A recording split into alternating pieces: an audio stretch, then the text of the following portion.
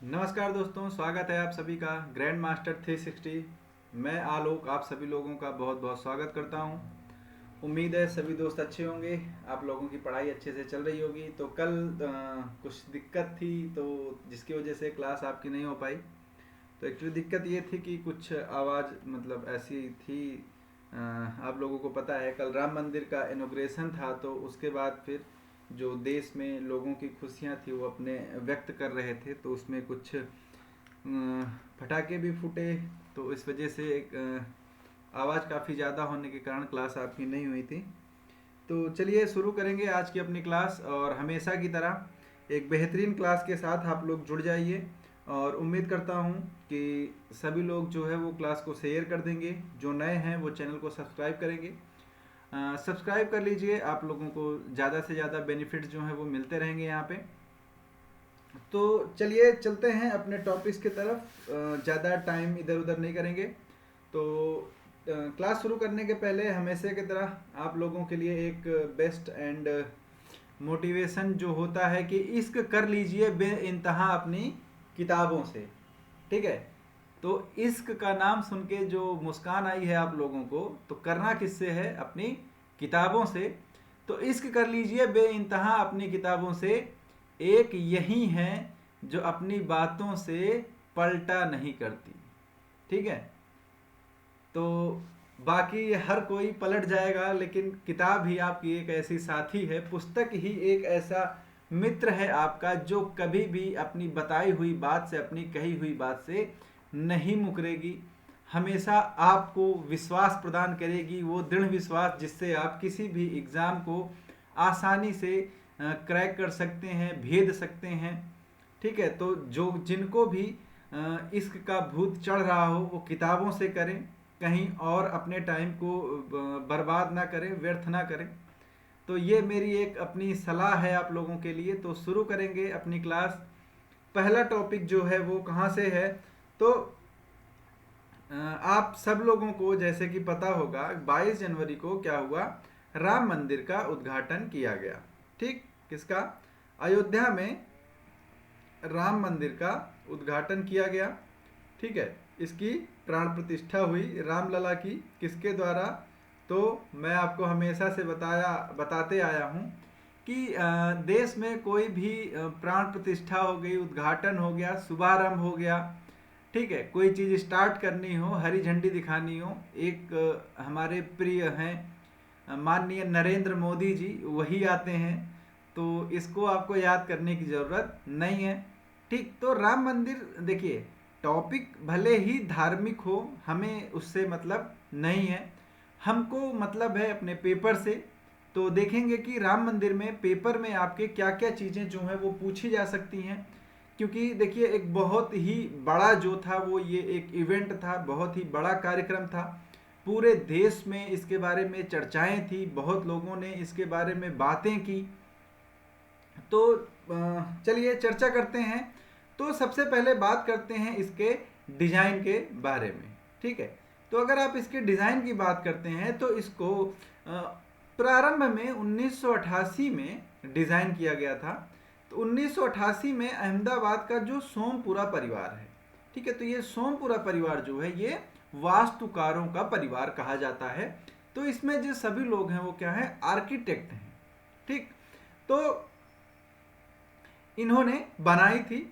लेकिन उसके बाद क्या हुआ कि 2020 में इसकी जो एक संशोधित डिज़ाइन है वो फिर से बनाई गई।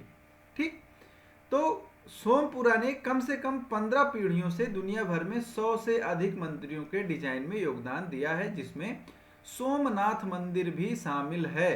ठीक है, अयोध्या में राम मंदिर पारंपरिक नागर वास्तुकला शैली में बनाया गया है। ठीक, तो आप अगर यहाँ पर बात करें तो डिजाइन किसने तैयार की है? सोमपुरा ने। ठीक है, और अगर आप शैली की बात करें तो ये कौन सी शैली है? नागर शैली है। ठीक, नागर शैली अगर आप बात करते हैं तो नागर शैली कहाँ की शैली है? उत्तर भारत की शैली है। कब निकल कर सामने आई ये? इसका उद्भव कहाँ से माना जाता है? तो आप जब प्राचीन इतिहास पढ़ेंगे, जब आप पढ़ेंगे गुप्त काल, ठीक है, जिसके संस्थापक कौन थे?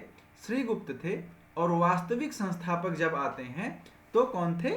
चंद्रगुप्त। ठीक है, तो जब गुप्त काल खत्म होने वाला था, तो गुप्त काल जब अपने समाप्ति की ओर था, तब नागर शैली जो है वो एक तरह से सामने आती है, मंदिर निर्माण वास्तुकला की नागर शैली। ठीक, तो यह हिंदू मंदिर वास्तुकला की दो मुख्य शैलियों में से एक है। तो दूसरी शैली कौन सी है? तो एक नागर शैली होती है, दूसरी द्रविड़ शैली होती है। ठीक है, तो ये जो द्रविड़ शैली है, आप इसको दक्षिण भारत के क्षेत्रों में ज्यादा देखने को पाएंगे। ठीक, इसमें क्या होता है? मंदिर वर्गाकार या आयताकार तल पर पत्थर या ईंट से बनाए जाते हैं, जिनके बीच में शिखर स्थित होता है। ठीक, इस स्थापत्य शैली में मंदिर छोटे टावरों से घिरा होता है, जिन्हें मुख्य मंडप कहा जाता है। ठीक है, तो ये मुख्य नहीं है, ये क्या है? मुख्य मंडप, जिसको हम गोपुरम भी बोल देते हैं। तो ये मुख्य मंडप होता है। क्लियर? उसके बाद अगर आप बात करें इस मंदिर की, तो ये क्या है? देखिए, ये क्या है? नागर शैली है। इसमें क्या है? एक बड़ा चबूतरा होता है। ठीक है, तो ये आपको फ्रंट से दिख रहा है। अगर आप इसको साइड व्यू से देखेंगे तो ये एक शिखर होता है, ये दूसरा शिखर, ये तीसरा शिखर।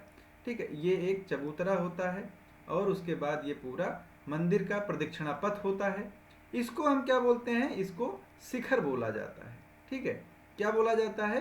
शिखर बोला जाता है। यहाँ क्या होता है? तो यहाँ पर होता है गर्भगृह। ठीक है, क्या होता है? गर्भगृह होता है। गर्भगृह में जो इष्ट देवता होते हैं उनको क्या होता है? विराजमान कराया जाता है, और उसके पहले ये मंडप होते हैं। ठीक है, तो इसी तरह अगर आप देखेंगे तो जो राम मंदिर बनाया गया, ये 3 फ्लोर का है या फिर 3 मंजिला है। ठीक है, प्रत्येक जो फ्लोर है वो 20 फीट का है, प्रत्येक मंजिल 20 फीट की है। इसमें 392 खंभे और 44 दरवाजों का उपयोग किया गया है। ठीक, इसमें टोटल कितने मंडप हैं? तो 5 मंडप हैं इसमें। उनके नाम क्या क्या हैं? नृत्य मंडप, रंग मंडप, सभा मंडप, प्रार्थना मंडप और कीर्तन मंडप। ठीक है, तो ये 5 मंडप हैं जो अयोध्या के राम मंदिर में बनाए गए हैं। तो अगर आप बात करें इसमें, तो देखिए नागर शैली में क्या होता है? यहाँ पर चारों कोनों पर 4 और छोटे छोटे अन्य देवताओं के मंदिर होते हैं। ठीक है, तो चारों कोनों पर 4 छोटे देवताओं के यहाँ पर मंदिर होते हैं। ठीक, तो फिर अयोध्या का मुख्य मंदिर सूर्यदेव, देवी भगवती, भगवान गणेश और भगवान शिव को समर्पित 4 मंदिरों से घिरा हुआ है। तो ये जो 4 मंदिर हैं, ये किसको समर्पित हैं? ये समर्पित हैं सूर्यदेव, देवी भगवती, भगवान गणपति और भगवान शिव। ठीक है, तो इन 4 लोगों को 4 कोने पर मंदिर जो हैं इनके बनाए गए हैं। मंदिर के पास ही पौराणिक काल का सीता कूप जो है वो भी मौजूद है। क्लियर है सभी लोगों को? उसके बाद क्या है?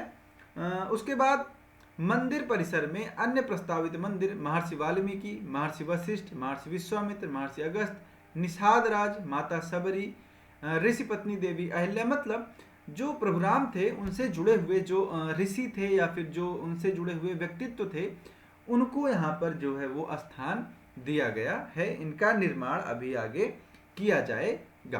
क्लियर?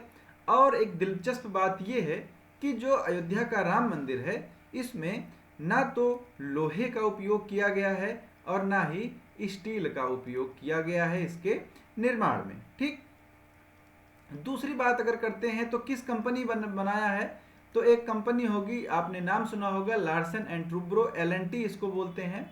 तो इस कंपनी ने इस परियोजना का निर्माण किया है। ठीक, अब उसके बाद आएंगे अपने दूसरे टॉपिक पर, एल्कोहल से जेट इंजन। ठीक है, तो पेट्रोलियम और प्राकृतिक गैस मंत्री हरदीप सिंह पुरी ने कहां पर?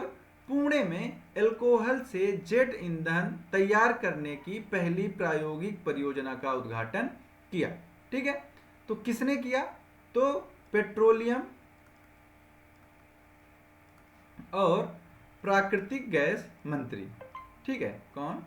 प्राकृतिक गैस मंत्री। ठीक, इन्होंने क्या किया? इन्होंने उद्घाटन किया एक ऐसी परियोजना का जहां पर एल्कोहल से जेट ईंधन का निर्माण किया जाएगा। ठीक, फिर उसके बाद इस परियोजना में विमानों के लिए ईंधन का निर्माण किया जाएगा।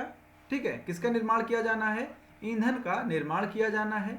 ठीक है, यह परियोजना पुणे के पास पिरंगुट औद्योगिक स्टेट में प्राज उद्योग समूह के अनुसंधान और विकास विभाग में स्थापित की गई है। ठीक है, तो आपको ये जो बिजनेस ग्रुप है इसको याद रखना है। ये क्या है? प्राज औद्योगिक समूह।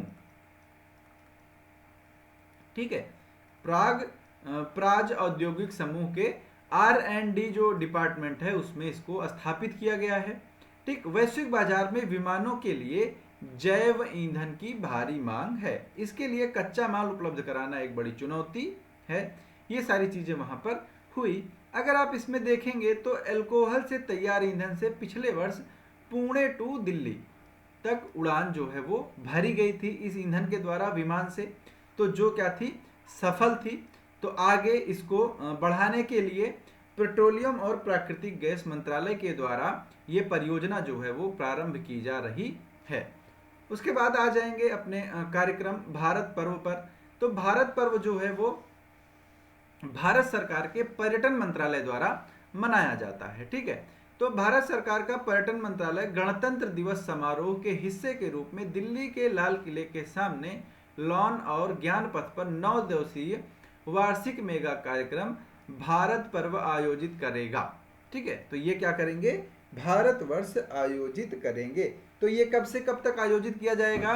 तो ये 23 से 31 जनवरी तक मनाया जा रहा है। ठीक है, तो आपको भारत पर्व की जो मेन चीजें हैं वो आपको मैंने हमेशा से बताया है। सबसे पहले आपको अगर किसी चीज में मंत्रालय इन्वॉल्व है, कोई भी मंत्रालय, तो आपको हमेशा वो नोडल मंत्रालय याद रखना है। तो भारत पर्व भारत के जो पर्यटन मंत्रालय है इसके द्वारा सेलिब्रेट किया जाएगा, ऑर्गेनाइज किया जाएगा। फिर आपको इसमें डेट याद रखनी है। डेट कब से कब तक है? तो 23 जनवरी से 31 जनवरी तक है। ठीक है, पहली बार कब मनाया गया था? तो 2016 में इसको मनाया गया था। उसके बाद ये लगातार मनाया जा रहा है। तो आप अगर यहाँ पर देखेंगे तो 2016 से आयोजित होने वाला यह उत्सव 23 से 31 जनवरी तक मनाया जा रहा है। क्लियर? उसके बाद यह विशाल कार्यक्रम मुख्य आकर्षण इसमें क्या क्या होंगे चीजें? तो गणतंत्र दिवस परेड की झांकी, क्षेत्रीय सांस्कृतिक केंद्रों द्वारा गतिशील सांस्कृतिक प्रदर्शन और विभिन्न राज्यों और जो यूटीज हैं उनके सांस्कृतिक मंडलों द्वारा आकर्षक प्रस्तुतियां। ठीक है, उसके बाद सभी राज्यों और यूटीज का प्रतिनिधित्व करने वाले जो मतलब अलग अलग प्रकार के जो व्यंजन होते हैं उनके स्टॉल, या फिर जो आपके पास देश में 36 क्या है 28 स्टेट्स हैं और 8 यूटी हैं। ठीक है, तो 28 स्टेट और 8 यूटी जो हैं इनमें क्या होगा इनके जो स्टॉल हैं वो, तो इनके सब के क्या हैं अलग अलग जो हस्तशिल्प है, हथकरघा उद्योग है, ये सारी चीज़ें यहाँ पर प्रदर्शित की जाएंगी। अगर आप इसमें जाना चाहते हैं तो मैं आपकी नॉलेज के लिए बता दूं ये फ्री ऑफ कॉस्ट है, आप जा सकते हैं। ठीक, तो इस वर्ष भारत पर्व में 26 केंद्रीय मंत्रालय और विभागों की भागीदारी है जो भारत की मिशन लाइफ। ठीक है, तो ये क्या है? ये उनके प्रोग्राम है मिशन लाइफ, एक जिला एक उत्पाद। ठीक है, 1 डिस्ट्रिक्ट 1 प्रोडक्ट ODOP, फिर विकसित भारत, नारी शक्ति, एक भारत श्रेष्ठ भारत, ये सारी जो केंद्रित योजनाएं हैं इनका भी प्रदर्शन यहाँ पर किया जाएगा। ठीक है, तो भारत पर्व में एक जो बहुत ही बड़े लेवल पर मनाया जा रहा है उसमें ये सारी चीजें होंगी। ठीक, अब अगर आप देखें तो क्षेत्रीय व्यंजन प्रदर्शन और बिक्री में क्या क्या चीजें होंगी, तो फूड कोर्ट होगा, राज्य सरकारों द्वारा स्टॉल लगाए जाएंगे, होटल प्रबंधन संस्थान द्वारा स्टॉल लगाए जाएंगे, खाद्य विक्रेताओं द्वारा स्टॉल लगाए जाएंगे, खाद्य प्रदर्शन होगा, होटल प्रबंधन संस्थान और भारतीय पाक कला संस्थान के विद्यार्थियों द्वारा पाक कला का प्रदर्शन यहाँ पर किया जाएगा। ठीक है, मतलब कुकिंग जो होती है वो यहाँ पर आपको प्रदर्शित की जाएगी। अगर आप हस्तशिल्प और हथकरघा की बात करते हैं तो DC हैंडलूम द्वारा स्टॉल, राज्य सरकारों केंद्र शासित प्रदेशों द्वारा स्टॉल, खादी विकास और ग्रामोद्योग उद्योग, ठीक है, आयोग। तो देखिए खादी क्या है, खादी जो था इसका जो एक तरह से ब्रांड एम्बेसडर कौन है, गांधी जी हैं, ठीक है। तो अब गणतंत्र दिवस पर इनको भी क्या है, प्रमोट किया जाएगा। संस्कृति और विरासत, तो ये बहुत सारी चीजें हैं अलग अलग प्रकार की। उसके बाद क्या है, आप सबको पता है कि 26 जनवरी पर क्या होता है, परेड होता है सेना का, तो झांकियों का प्रदर्शन, उसके बाद सशस्त्र बलों का बैंड प्रदर्शन, ये सारी जो चीजें हैं यहाँ पर ऑर्गेनाइज की जाएंगी, ठीक है। तो आप इसको देखने के लिए जा सकते हैं बिना किसी रोक टोक के। उसके बाद आपका टॉपिक है राष्ट्रीय कौशल प्रशिक्षण संस्थान, ठीक है। तो इसका क्या किया गया, उद्घाटन किया गया। कहाँ पर किया गया, हैदराबाद में किया गया। तो आपको पता है हैदराबाद कहाँ पर है, तो हैदराबाद है तेलंगाना में, ठीक है। और तेलंगाना सबसे नवीनतम राज्य है, कहाँ का, भारत का, ठीक है। सबसे नवीनतम जो राज्य है वो कौन है, तेलंगाना है। राजधानी क्या है, हैदराबाद है। तो अगर आप बात करें केंद्रीय पर्यटन मंत्री जी किशन रेड्डी, इन्होंने हैदराबाद में तेलंगाना में राष्ट्रीय कौशल प्रशिक्षण संस्थान का उद्घाटन किया, ठीक है। तो किसका उद्घाटन किया इन्होंने, राष्ट्रीय कौशल प्रशिक्षण संस्थान, ठीक। तो ये जो इंपॉर्टेंट चीजें हैं मैं आपको लिखते हुए चलता हूं, ये आपको या तो नोट डाउन करनी है, अगर आप बहुत ही ज्यादा तेज बुद्धि के प्राणी हैं तो आप हाथ के हाथ याद कर सकते हैं तुरंत। उसके बाद ये आपकी जानकारी के लिए है कि 4 एकड़ में लगभग 20 करोड़ रुपए की परियोजना है। यह संस्थान महिलाओं को विभिन्न क्षेत्र में अल्पकालिक और दीर्घकालिक कौशल पाठ्यक्रम प्रदान करता है। तो महिलाओं के सशक्तिकरण के लिए चलाई गई योजना है, महिलाओं के सशक्तिकरण के लिए चलाई गई योजना है जिसका प्रयोग किया जा रहा है यहाँ पर, ठीक। तो इसका उद्घाटन यहाँ पर किया गया। इस अवसर पर जो मंत्री हैं पर्यटन मंत्री किशन रेड्डी, महिलाओं का सशक्तिकरण केंद्र सरकार के लिए एक प्राथमिकता रही है, इन्होंने ये सारी चीजें जो बताई, ठीक। अगर आप देखें कि महिलाओं के सशक्तिकरण के लिए वर्तमान सरकार ने क्या किया, ठीक। तो सबसे पहले अगर आप देखेंगे जो सबसे ज्यादा डेवलपमेंट है जिस चीज में, वो ये है कि महिला विधेयक जो आया, नई जो पार्लियामेंट बनी, नए संसद भवन में सबसे पहला विधेयक जो आया, नारी वंदन विधेयक जो आया, जिसमें क्या किया गया, महिलाओं के लिए शासन में भागीदारी का जो आरक्षण तय किया गया, सबसे बड़ा डेवलपमेंट वो है, ठीक है। तो अगर आपसे यहाँ पर देखिए कई सारे क्वेश्चंस बनते हैं कि जो नई वाली संसद थी उसमें महिलाओं के लिए, उसमें सबसे पहला विधेयक किनके लिए आया, तो महिलाओं के लिए आया था, जिसको हम नारी वंदन विधेयक भी कहते हैं, ठीक है। तो ये विधेयक आया था। उसके बाद अगर आप बात करें तो दूसरा इनका सबसे बड़ा जो है, अगर आप बात करें तो बेटी बचाओ बेटी पढ़ाओ जो योजना है वो थी। फिर उसके बाद आप देखें तो कन्या सुमंगला योजना है। फिर उसके बाद आप देखें उज्ज्वला योजना है जो सभी महिलाओं के लिए है, जो ग्रामीण क्षेत्रों में काफ़ी ज़्यादा यूजफुल है उज्ज्वला योजना, जिसमें क्या किया गया है, जिसमें जो महिलाएं हैं जो क्या करती हैं, जिनके पर्सनली जिनके लिए गैस या फिर चूल्हे की व्यवस्था नहीं है, उनको निःशुल्क गैस प्रदान की जाती है इस योजना के तहत, ठीक। तो इससे क्या होता है, देखिए इससे पहली बात तो जो चूल्हे पे मतलब खाना पकाती हैं, तो इससे क्या होता है, बहुत सारा जो कार्बन पार्टिकल्स है ना वो इनटेक हो जाता है महिलाओं में। वो क्या है, बहुत सारा कार्बन जो है वो इनडायरेक्टली अंदर चला जाता है। दूसरी चीज़ क्या है, इन्वायरमेंट में जो CO2 है या फिर जो गैसेस हैं अलग, वो जाती हैं, तो पर्यावरण में प्रदूषण भी फैलता है। तो क्या है, उज्ज्वला योजना के तहत इनको सशक्त बनाया गया। तो ये सारी योजनाएं हैं, इन सब या सारी योजनाओं का भी यहाँ पर जिक्र किया गया है, किसके द्वारा, किशन रेड्डी के द्वारा। तो आपको जो इंपॉर्टेंट चीज़ें वो याद रखनी है कि राष्ट्रीय कौशल प्रशिक्षण संस्थान का उद्घाटन कहाँ पर किया गया, हैदराबाद में किया गया। नोडल मंत्रालय पर्यटन मंत्रालय,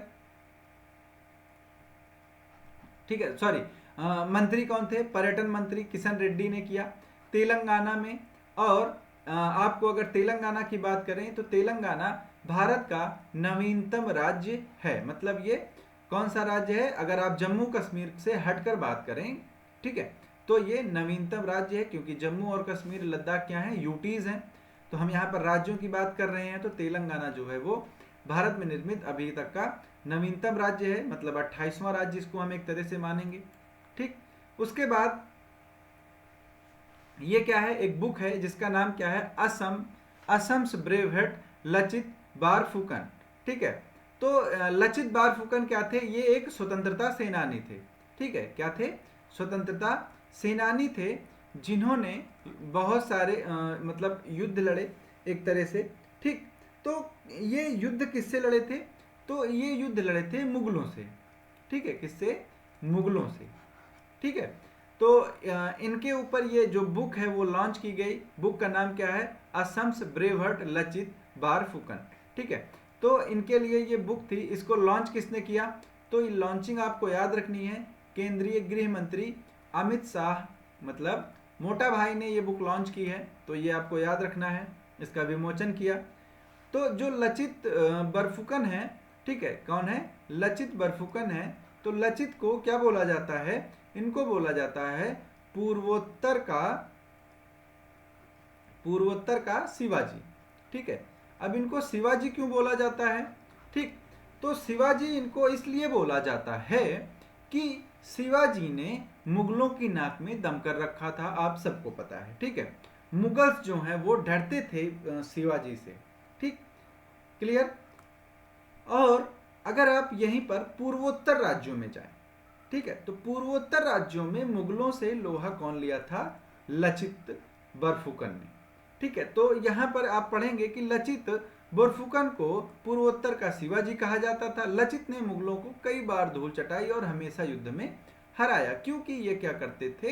ये एक तरह से गुरिल्ला पद्धति या फिर छुपकर जो युद्ध होता है वो सारे युद्ध ये करते थे।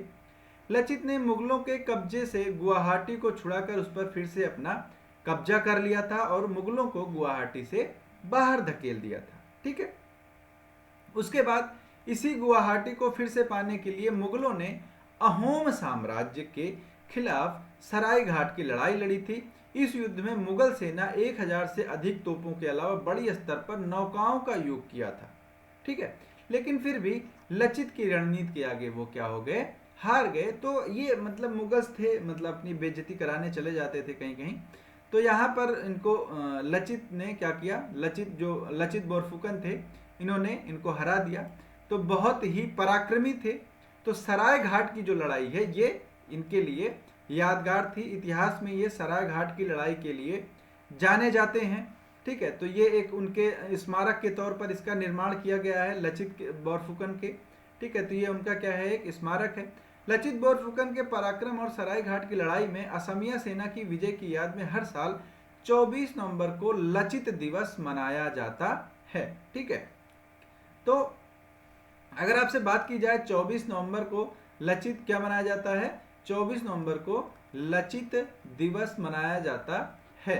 ठीक है, लचित के नाम पर नेशनल डिफेंस एकेडमी जो एनडीए होता है, ठीक है, आपने नाम सुना होगा, यूपीएससी इसका एग्जाम कंडक्ट कराती है। ठीक है, तो एनडीए में बेस्ट कैडेट गोल्ड मेडल भी दिया जाता है, जिसे लचित मेडल भी कहा जाता है। क्लियर? तो यहाँ पर आपके पास क्वेश्चंस जो हैं वो रेडी हो जाते हैं कि लचित दिवस कब मनाया जाता है? 24 नवंबर को मनाया जाता है। ठीक है, लचित मेडल कहाँ पर दिया जाता है? तो जो एनडीए की एकेडमी है, तो एनडीए एकेडमी में बेस्ट कैडेट जो होता है उसको जो गोल्ड मेडल दिया जाता है उसे ही लचित मेडल कहा जाता है। क्लियर सभी लोगों को? चलिए आगे चलते हैं। अगला जो है ये खिलाड़ी हैं। ठीक है, इनके नाम पर है, तो नाम आप लोग थोड़ा संभाल कर लेंगे। ताई त्यू यिंग। ठीक है, तो इनका नाम क्या है? ताई त्यू यिंग। 2024 इंडिया ओपन महिला एकल फाइनल में ताइवान की विश्व नंबर 3, ठीक है, ताई त्यू यिंग ने चीन की विश्व नंबर 2 चेन युफेई को क्या किया? हरा दिया और ये क्या करी? विजयी बन गई। तो ये क्या जीती हैं? इन्होंने जीता है इंडिया ओपन 2024। ठीक है, इंडिया ओपन 2024। 2024। तो ये क्या है, ये ताइवान की शटलर हैं। शटलर मतलब क्या होता है, बैडमिंटन प्लेयर। तो ये ताइवान की शटलर हैं। ठीक, इन्होंने क्या किया, जीत हासिल की। इस जीत ने न केवल उन्हें सीजन का पहला खिताब दिलाया, बल्कि भारत में उनकी पहली जीत भी दर्ज की। तो ये पहली बार भारत में जीत दर्ज की हैं। तो ये कहाँ से हैं, ताइवान से हैं, ये चीज़ आपको याद रखना है। उसके बाद इनके कैरियर पर अगर नज़र डालें तो अब तक कुल 17 खिताब ये जीत चुकी हैं और जापान के पूर्व विश्व नंबर 1 अकाने यामागुची के 16 खिताबों से आगे हैं, लेकिन एन से यंग से जिन्होंने 20 खिताब जीते हैं उनसे ये पीछे हैं। ठीक, क्लियर। चलिए, तो आपको याद क्या रखना था कि 2024 इंडिया ओपन फीमेल एकल मतलब फीमेल सिंगल्स में किसने जीता है, तो वो जीता है ताई त्यू यिंग ने। ये कहाँ से हैं, ताइवान से हैं। ठीक, क्लियर। उसके बाद राज्यों के स्थापना दिवस की बात करते हैं तो यहाँ पर मेघालय, त्रिपुरा और मणिपुर। ठीक है, मेघालय, त्रिपुरा और मणिपुर ने अपना 52वां राज्य दिवस जो है वो मनाया। ठीक है, इन्होंने अपना स्थापना दिवस जो है वो सेलिब्रेट किया। स्थापना दिवस का मतलब है कि कब इनको इंडिया में शामिल किया गया था, इन्होंने वो चीज़ मनाई। ठीक है, तो अगर बात करें तो यहाँ पर आप मैप में देखेंगे तो ये इंडिया का मैप है। तो यहाँ से ये जो स्टेट्स आपको दिख रहे हैं इनको क्या बोला जाता है, इनको बोला जाता है पूर्वोत्तर राज्य। ठीक है, या फिर इनको बोला जाता है नॉर्दर्न स्टेट। ठीक है, तो इसमें जो स्टेट्स हैं ये कितने हैं, 7 हैं। ठीक है, और इसीलिए इनको बोला जाता है 7 सिस्टर्स। क्या बोला जाता है, 7 सिस्टर्स बोला जाता है। इसमें अगर आप शुरू करेंगे तो इसमें मेघालय, त्रिपुरा, मिजोरम, मणिपुर, नागालैंड, अरुणाचल प्रदेश, आसाम। ठीक, ये इतने स्टेट्स यहाँ पर आते हैं। क्लियर सभी लोगों को। ठीक, तो यहाँ पर जो मनाया गया वो त्रिपुरा, ठीक, त्रिपुरा, मेघालय और मणिपुर। ठीक, त्रिपुरा, मेघालय और मणिपुर, तो ये 3 स्टेट हैं जिन्होंने अपना स्थापना दिवस मनाया। ठीक, क्लियर। अब यहाँ पर आएंगे तो क्या है, अक्टूबर 1949 में त्रिपुरा और मणिपुर की पूर्ववर्ती रियासतों का भारतीय संघ में विलय कर दिया गया और 21 जनवरी 1972 को ये पूर्ण रूप से भारतीय राज्य बन गए। ठीक है, कब क्या बन गए ये, 21 जनवरी को ये पूर्ण रूप से भारतीय राज्य बन गए और इसीलिए 21 जनवरी को क्या मनाते हैं, ये अपना स्थापना दिवस मनाते हैं। ठीक है, क्या मनाते हैं, स्थापना दिवस मनाते हैं। क्लियर।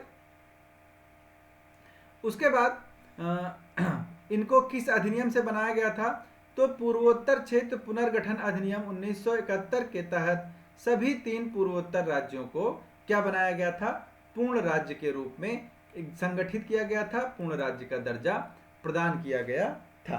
ठीक है, उसके बाद एक प्रमुख योजना के बारे में चर्चा करते हैं। योजना क्या है, प्रधानमंत्री सूर्योदय योजना।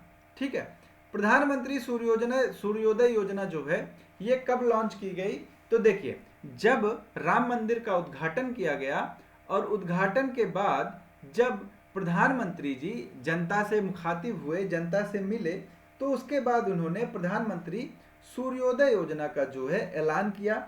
सूर्योदय योजना क्या है, तो सूर्योदय योजना सोलर पैनल या फिर सौर ऊर्जा से संबंधित है। इसके तहत क्या किया जाएगा, 1 करोड़ घरों में क्या है, सनरूफ पर सोलर पैनल जो है वो लगाया जाएगा। ठीक है, तो प्रधानमंत्री सूर्योदय योजना एक केंद्रीय प्रायोजित योजना है। इसके तहत 1 करोड़ से ज़्यादा घरों के रूफटॉप सोलर पैनल लगाए जाएंगे, जिसकी मदद से लोगों को ऊर्जा का एक स्वच्छ साधन मिलेगा और आत्मनिर्भरता जो है वो लोगों में आएगी ऊर्जा के लिए। ठीक है, तो प्रधानमंत्री द्वारा शुरू की गई प्रधानमंत्री सूर्योदय योजना का उद्देश्य गरीब और मध्यम वर्ग के व्यक्तियों को रूफटॉप सोलर प्रोग्राम के तहत शामिल करना है। ठीक, फिर उसके बाद रूफटॉप सोलर प्रोग्राम को बढ़ावा देना मोदी सरकार के प्रमुख एजेंडे में शामिल है। यह पहला मौका नहीं है जब सरकार इस तरह की योजना को लॉन्च की है। ठीक, इसके पहले जो अगर योजनाओं के बारे में बात करेंगे तो 2014 में सरकार ने रूफटॉप सोलर प्रोग्राम लॉन्च किया था, जिसका लक्ष्य 2022 तक 40,000 मेगावाट या 40 गीगावाट सोलर क्षमता का लक्ष्य प्राप्त करना था। क्लियर। उसके बाद अगर आप देखें तो नवीन और नवीकरणीय ऊर्जा मंत्रालय की वेबसाइट के अनुसार दिसंबर 2023 तक, ठीक है, तो मतलब जो आपका लास्ट ईयर गया तो दिसंबर 2023 तक भारत में सौर ऊर्जा स्थापित क्षमता लगभग 73.31 गीगावाट मतलब 7,331 मेगावाट पहुंच गई है, जिसमें रूफटॉप सोलर क्षमता कितनी है 11.08 गीगावाट है। क्लियर सभी लोगों को। उसके बाद अगर आप बात करें विश्व ऊर्जा आउटलुक के अनुसार 30 वर्षों में भारत दुनिया की किसी भी देश या क्षेत्र की तुलना में सबसे बड़ी ऊर्जा मांग में वृद्धि होने की उम्मीद है। ठीक, ऐसे में इस तरह का प्रोग्राम जो है, इस तरह के जो कार्यक्रम है प्रधानमंत्री द्वारा, वो क्या कर सकते हैं, वो आपको यहाँ पर आत्मनिर्भर बना सकते हैं ऊर्जा के क्षेत्र में। ठीक, सुभाष चंद्र बोस आपदा प्रबंधन पुरस्कार 2024। ठीक है, तो इसमें क्या हुआ, इसमें आपको पता है 23 जनवरी को क्या मनाया जाता है, 23 जनवरी को मनाया जाता है सुभाष चंद्र बोस आपदा प्रबंधन पुरस्कार। ठीक है, ये किसके उपलक्ष्य में मनाया जाता है, ये मनाया जाता है जो सुभाष चंद्र बोस हैं क्रांतिकारी, उनके उपयोग में। ठीक है, तो सुभाष चंद्र बोस जी का आप लोगों को पता है कि एक बहुत ही बड़े स्वतंत्रता आंदोलन क्रांतिकारी थे। ठीक, इन्होंने भारत की आज़ादी में जो योगदान दिया है वो सबसे ज़्यादा इम्पोर्टेंट हो जाता है। ठीक है, तो पहली बात तो ये अंग्रेजों की बेइज्जती करने में सबसे तेज थे। ठीक है, अंग्रेजों ने एग्ज़ाम रखा ICS, ठीक है, इंडियन सिविल सर्विस करके, तो उसको इन्होंने बोला कि बहुत टफ एग्ज़ाम होता है, ये भारतीय पास नहीं कर पाएंगे। ठीक है, तो सुभाष चंद्र बोस जी उसको भी देने पहुंच गए और उसमें टॉप कर दिए। फिर अंग्रेज जब इनसे बोले कि हमारी नौकरी कर दो तो इन्होंने इस्तीफा दे दिया।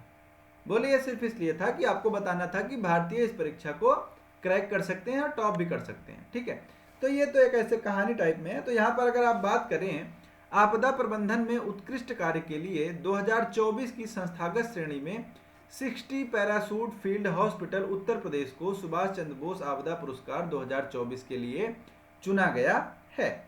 क्लियर। तो यहाँ पर बात करते हैं, ये आपको याद रखना है, ये मोस्ट इंपॉर्टेंट हो जाता है क्योंकि ये किसके द्वारा है, ये जो प्रबंधन पुरस्कार है ये यूपी को मिला है। ठीक है, उत्तर प्रदेश के 60 पैराशूट फील्ड हॉस्पिटल को प्रदान किया गया है। ठीक, फिर उसके बाद प्रधानमंत्री श्री नरेंद्र मोदी के नेतृत्व में सरकार ने आपदा के क्षेत्र में भारत में व्यक्तियों और संगठनों द्वारा दिए गए अमूल्य योगदान को और निस्वार्थ सेवा को पहचानने के लिए, तो देखिए क्या होता है, सबसे पहले कि जो डिजास्टर मैनेजमेंट होता है, आपदा प्रबंधन होता है, उसमें कोई संस्था या कोई व्यक्तित्व, कोई एक सिंगल पर्सनालिटी या फिर कोई एक संस्था। ठीक है, तो ये जो पुरस्कार है 2 श्रेणियों में दिया जाता है। एक तो कोई व्यक्ति अगर अच्छा काम कर रहा है डिजास्टर मैनेजमेंट के फील्ड में तो दिया जाता है, और दूसरा दिया जाता है जब कोई व्यक्ति कोई संस्था जो है वो डिजास्टर मैनेजमेंट में अच्छा काम कर रही है तो ये 2 तरह से दिया जाता है।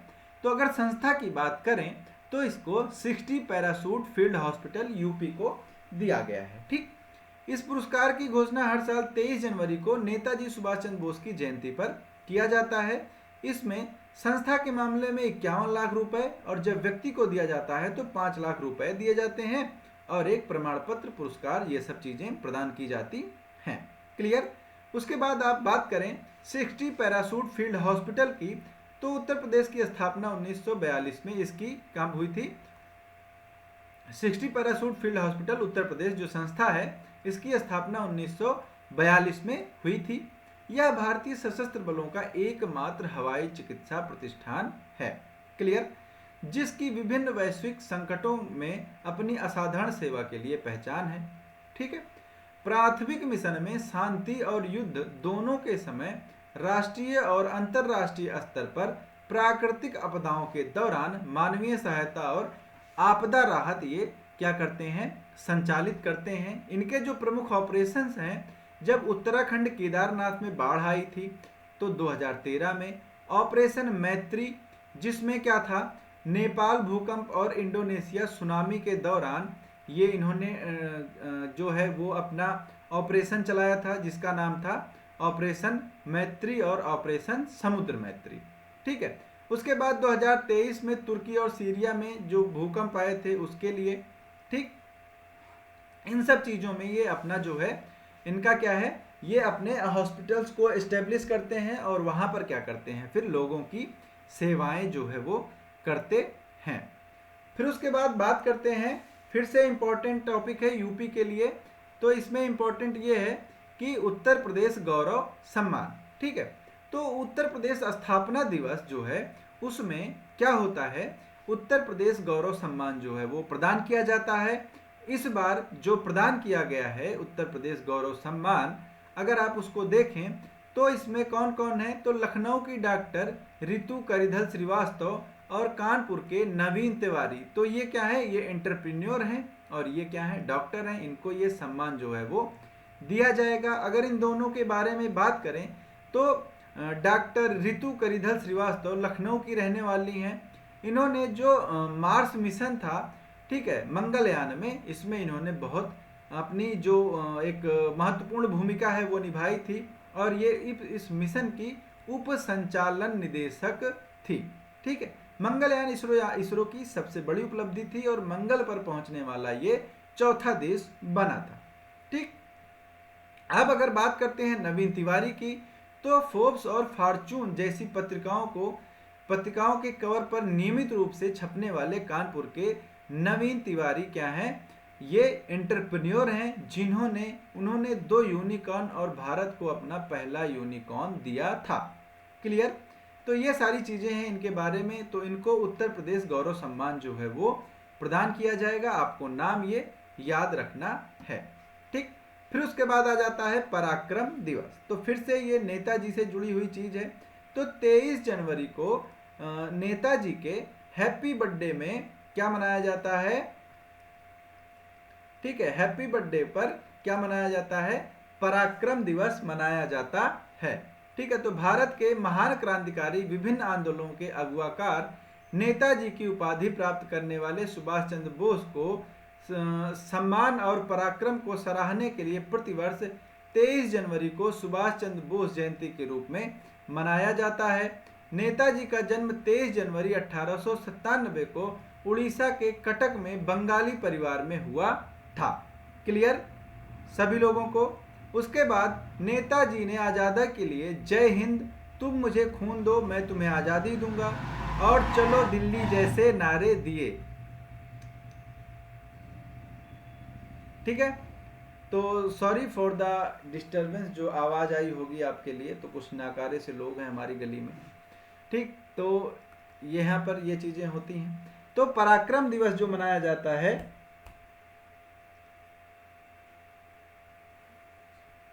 ठीक है, तो पराक्रम दिवस जो मनाया जाता है वो 23 जनवरी को माननीय जो सुभाष चंद्र बोस जी हैं उनकी जयंती के रूप में मनाया जाता है। ठीक है। क्लियर। ठीक। इसके पहले जो 23 जनवरी सेलिब्रेट किया जाता था, ये सेलिब्रेट किया जाता था सुभाष चंद्र जयंती के नाम से, लेकिन 2021 में प्रधानमंत्री मोदी ने इसको पराक्रम दिवस के रूप में घोषित कर दिया और हमेशा से अब 23 जनवरी को पराक्रम दिवस मनाया जाता है। नेताजी का जन्म हुआ था 23 जनवरी 1897 को। इस वर्ष इनकी 127वीं जयंती है। इनके पिता का नाम जानकीनाथ बोस और माता का नाम प्रभावती देवी था।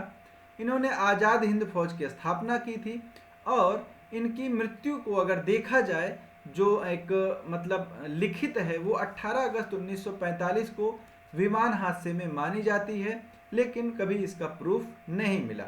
फिर 1920 में इन्होंने इंडियन सिविल सर्विसेज जो थी उसमें चौथी रैंक हासिल की, लेकिन इससे त्यागपत्र दे दिया और आज़ादी के आंदोलन में कूद पड़े। इन्होंने बहुत ही महत्वपूर्ण भूमिका निभाई थी भारत की आज़ादी में। ठीक, तो अब चलेंगे क्वेश्चंस की ओर। तो पहला क्वेश्चन जो है ये क्या है, प्रधानमंत्री सूर्योदय योजना निम्न में से किससे संबंधित है?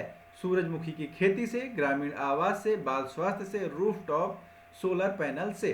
तो यह चीज मैंने आपको बताई कि प्रधानमंत्री सूर्योदय योजना रूफटॉप सोलर पैनल से संबंधित है। इसमें 1 करोड़ घरों पर क्या लगाना है, सोलर पैनल लगाया जाना है।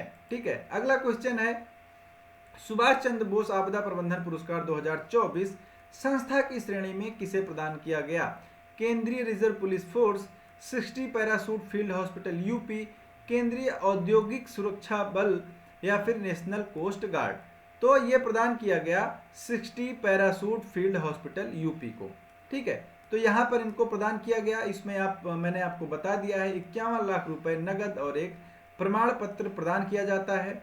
और अगर व्यक्ति को प्रदान किया जाता है तो ये कैसे प्रदान किया जाता है, 5 लाख रुपए और बाकी प्रमाण पत्र। ठीक, अगला क्वेश्चन है, कॉपर की खोज और खनन परियोजनाओं के लिए भारतीय प्रतिनिधिमंडल किस देश की यात्रा पर जाएगा?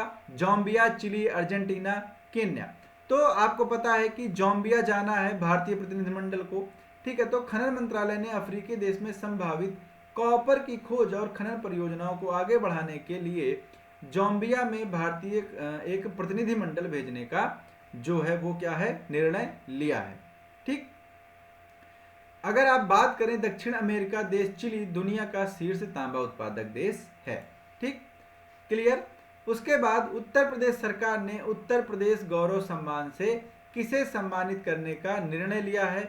अरुण योगीराज। तो अगर इनकी बात करें तो जो रामलला की मूर्ति है उसका निर्माण किसने किया है? अरुण योगीराज ने किया है। डॉक्टर ऋतु करिथल श्रीवास्तव, नवीन तिवारी। तो इन दोनों व्यक्तियों को उत्तर प्रदेश गौरव सम्मान जो है वो प्रदान किया जाएगा। क्लियर। यहाँ पर डॉक्टर ऋतु लखनऊ की निवासी हैं और डॉक्टर नवीन की बात करें तो वो कानपुर के निवासी हैं। ठीक, उसके बाद बैडमिंटन में हाल ही में इंडिया ओपन 2023 महिला एकल मतलब फीमेल सिंगल्स का टाइटल किसने जीता? Tai Tzu Ying, PV Sindhu, Ankita Raina, Chen Yu Fei. तो ये खिताब जो है मैंने आपको बताया था कि ताई त्यू यिंग ने जीता चेन यू फेई को हराकर। तो ये सेकंड पोजीशन पर थी और ताई त्यू यिंग फर्स्ट पोजीशन पर थी और इन्होंने भारत में अपनी पहली प्रतियोगिता जो है वो जीती है। क्लियर। उसके बाद अगला क्वेश्चन क्या है? अगला क्वेश्चन है, केंद्रीय स्वास्थ्य मंत्री ने हाल ही में किस राज्य में खोडलधाम ट्रस्ट कैंसर अस्पताल की आधारशिला रखी? तो अगर आप यहाँ पर देखेंगे तो मनसुख मांडविया जो है उन्होंने क्या किया, गुजरात के मुख्यमंत्री भूपेंद्र पटेल के साथ राजकोट में खोडलधाम ट्रस्ट कैंसर अस्पताल की आधारशिला रखी। ठीक है, इसका जो निर्माण है वो खोडलधाम ट्रस्ट राजकोट की ओर से किया जा रहा है। तो सही जवाब क्या हो जाएगा? गुजरात हो जाएगा आपका। ठीक, तो उसके बाद नेक्स्ट क्वेश्चन है, प्रतिवर्ष पराक्रम दिवस जो है वो कब मनाया जाता है? तो पराक्रम दिवस आपको पता है सुभाष चंद्र बोस की जयंती के दिन मनाया जाता है। तो ये 23 जनवरी को मनाया जाने वाला दिवस है पराक्रम दिवस, जो यहाँ पर सेलिब्रेट किया जाएगा। ठीक है, क्लियर। इसकी घोषणा कब हुई थी? तो इसकी घोषणा 2021 में की गई थी। प्रधानमंत्री मोदी ने इसको जो है इसको मतलब इसकी घोषणा की थी कि सुभाष चंद्र बोस जी की जो जयंती है उसको हम पराक्रम दिवस के नाम से सेलिब्रेट करेंगे। ठीक, तो ये थे आपके जो करंट अफेयर्स थे वो और उससे संबंधित जो एमसीक्यूज थे इम्पोर्टेंट। तो उम्मीद करता हूँ आप सभी लोगों को जो क्लास है वो पसंद आई होगी और अगर आपको क्लास अच्छी लगी है तो क्लास को ज़्यादा से ज़्यादा शेयर करें, लाइक करें, शेयर करें। ठीक है, तो मिलते हैं आप लोगों के साथ अगली क्लास में। तब तक के लिए सभी प्यारे दोस्तों को उनकी तैयारी के लिए, परीक्षाओं के लिए ऑल द बेस्ट। सभी लोग अपनी तैयारी को अच्छे ढंग से करते रहें। अगर आपके साथ कोई समस्या है, कोई परेशानी है, कोई प्रश्न है, कोई सवाल है तो आप कमेंट बॉक्स में आराम से उसको पूछ सकते हैं, आपकी पूरी सहायता की जाएगी, पूरी टीम यहाँ पर आपके लिए मौजूद है। ठीक है, तो चलिए मिलते हैं कल सेम टाइम सेम जगह सेम क्लास। तब तक के लिए सभी साथियों को प्यारा सा नमस्कार और सभी लोगों को जय हिंद जय भारत।